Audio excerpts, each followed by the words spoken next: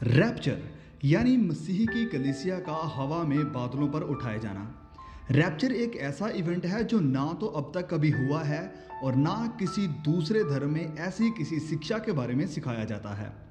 तो बहुत सी वीडियोस में हमारे कई सब्सक्राइबर्स ने कहा था कि रैप्चर के ऊपर भी एक वीडियो जरूर बनाओ। तो जी हाँ, इस विषय के बारे में हम सब के लिए जानना बहुत ज़रूरी है ताकि हम अपने आप को प्रभु यीशु के दूसरे आगमन के लिए तैयार रख सकें। तो आज इस वीडियो में हम जानेंगे कि ये रैप्चर की शिक्षा कहाँ से आती है और कौन से बाइबल के वचनों से आती है और रैप्चर कब होगा।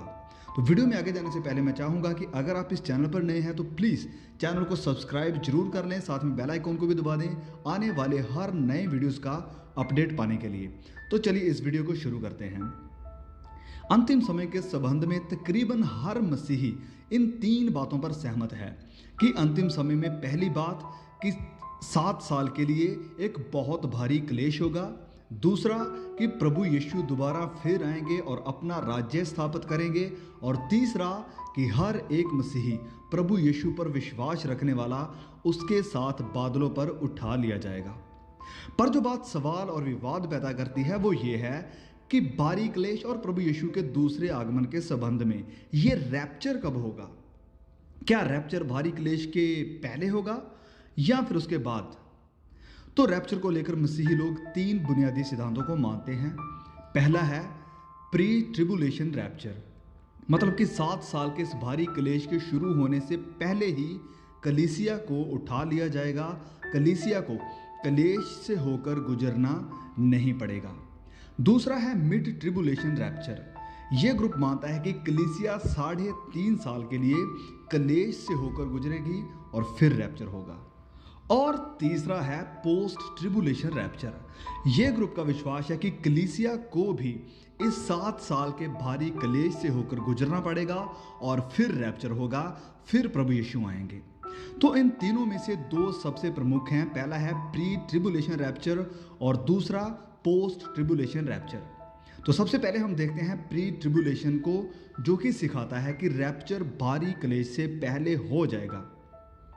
इस सिद्धांत को मानने वालों का कहना है कि प्रभु यीशु अपने दूसरे आगमन से पहले जब वो पूरी दुनिया के सामने जाहिर होंगे तो वो एक बार गुप्त में आएंगे और अपनी कलीसिया को उठाकर ले जाएंगे।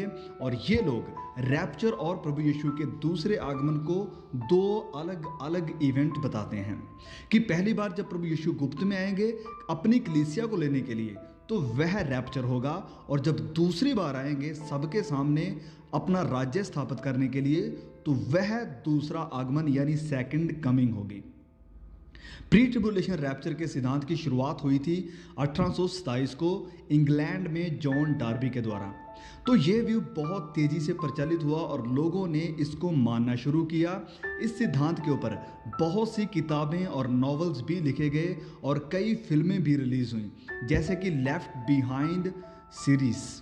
आपने शायद इस फिल्म को देखा भी होगा।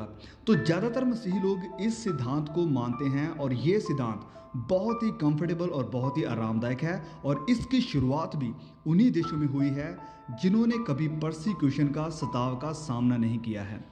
चाइना, कोरिया, सऊदी अरबिया जैसे देशों में कोई भी इस सिद्धांत का विश्वास नहीं करेगा क्योंकि वह पहले से ही इस भारी क्लेश से होकर गुजर रहे हैं। इस सिद्धांत की प्रॉब्लम यह है कि इस सिद्धांत ने लोगों को सताव के लिए, कष्टों के लिए तैयार नहीं किया है।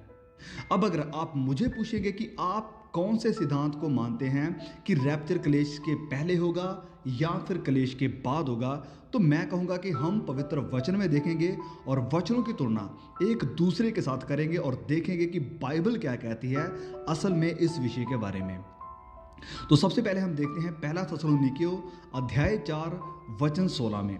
तो लिखा है, क्योंकि प्रभु आप ही स्वर्ग से उतरेगा, उस समय ललकार और प्रधान दूत का शब्द सुनाई देगा और परमेश्वर की तुरही फूंकी जाएगी, और जो मसीह में मरे हैं वह पहले जी उठेंगे।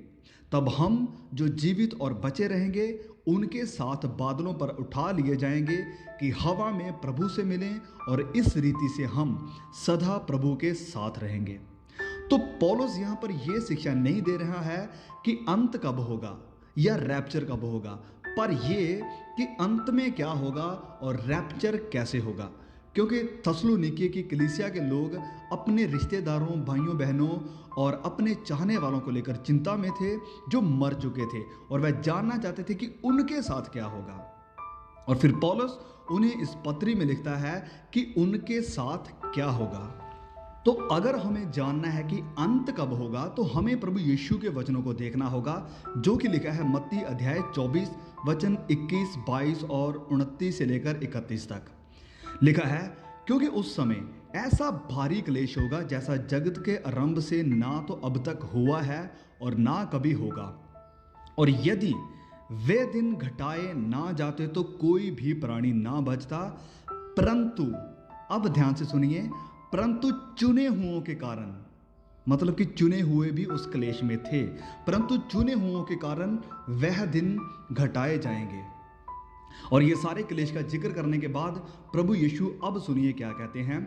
लिखा है कि उन दिनों क्लेश के बाद, ना के पहले, उन दिनों क्लेश के बाद तुरंत सूर्य अंधियारा हो जाएगा और चांद का प्रकाश जाता रहेगा और तारे आकाश से गिर पड़ेंगे और आकाश की शक्तियां हिलाई जाएंगी।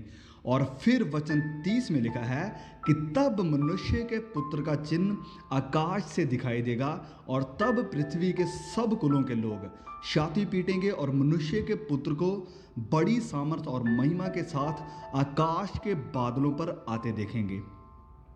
और वह तुरी के बड़े शब्द के साथ अपने दूतों को भेजेगा और वह आकाश के इस शोर से उस शोर तक चारों दिशा से उसके चुने हुओं को इकट्ठा करेंगे।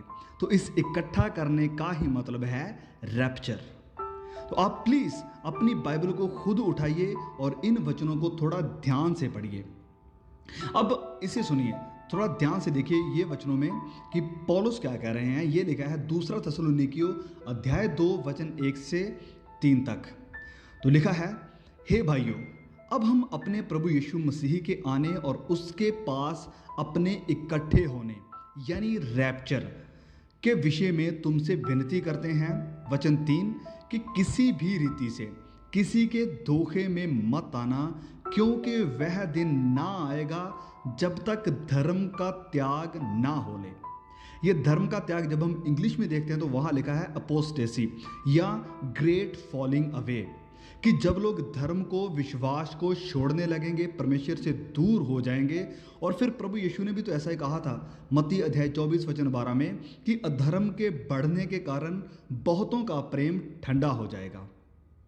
तो पौलुस भी यहाँ पर लिखते हैं कि किसी के धोखे में मत आना, क्योंकि वह दिन ना आएगा जब तक धर्म का त्याग ना हो ले और वह पाप का पुरुष अर्थात विनाश का पुत्र प्रकट ना हो, जो विरोध करता है और हर एक से जो परमेश्वर या पूजे कहलाता है और अपने आप को बड़ा ठहराता है, यहाँ तक कि वह परमेश्वर के मंदिर में बैठकर अपने आप को परमेश्वर प्रकट करता है। तो मतलब साफ है, पौलुस यहाँ पर स्पष्ट कर रहे हैं अपने इस रैप्चर वाले अध्याय में कि जब तक एंटाई क्राइस्ट या मसीही विरोधी ना आले तब तक प्रभु यीशु का आना और कलीसिया का उठाया जाना नहीं होगा। लेकिन इसके उल्ट जो लोग प्री ट्रिबुलेशन रैप्चर को मानते हैं वह ये विश्वास करते हैं कि भारी क्लेश से पहले और एंटाई क्राइस्ट आने से पहले और 666 की शाप आने से पहले ही कलीसिया को उठा लिया जाएगा। अब मुझे तो समझ में नहीं आता है कि ऐसी शिक्षा आती कहाँ से है, क्योंकि ना तो पौलुस ने और ना ही कभी प्रभु यीशु ने ऐसा कुछ सिखाया है। मैं आपसे विनती करता हूँ कि प्लीज़ आप खुद मत्ती अध्याय 24 को और थस्सलुनीकियों की पत्रियों को खुद पढ़ें, अपने आप के लिए पढ़ें और उनकी तुलना एक दूसरे के साथ करें, तो सच्चाई आपको खुद पता चल जाएगी। मैं जानता हूं कि इस बड़े सब्जेक्ट को इस छोटी सी वीडियो में समझाना काफ़ी नहीं है, पर आपको एक ओवरव्यू जरूर मिल गया होगा कि रैप्चर क्या है और कब होगा और बाइबल इसके बारे में क्या कहती है। अब अंत में मैं ये एक बात करना चाहता हूं, तो प्लीज़ आप इसे ध्यान से सुनिए कि ये बात असल में मायने नहीं रखती है कि प्रभु यीशु कब आएंगे। ये बात मायने नहीं रखती है कि प्रभु यीशु कब आएंगे, पर ये कि चाहे वो पृथ्वी पर आएँ या आप उसके पास जाएं, आप उसका सामना एक दिन जरूर करेंगे, आप उसे जरूर मिलने वाले हैं। तो सवाल ये है कि क्या हम उसे मिलने के लिए तैयार हैं? तो आज की इस वीडियो में बस इतना ही। और अगर आप इस सब्जेक्ट के बारे में थोड़ा और जानना चाहते हैं और सीखना चाहते हैं तो आप कमेंट करके बता सकते हैं। तो वीडियो अगर अच्छा लगा तो प्लीज़ इसे लाइक जरूर करें और अपने भाइयों बहनों रिश्तेदारों के साथ, अपने दोस्तों के साथ इस वीडियो को जरूर शेयर करें। फिर मिलते हैं एक नए वीडियो के साथ। तब तक के लिए परमेश्वर का प्यार और उसका अनुग्रह हम सब पर बना रहे। आमीन।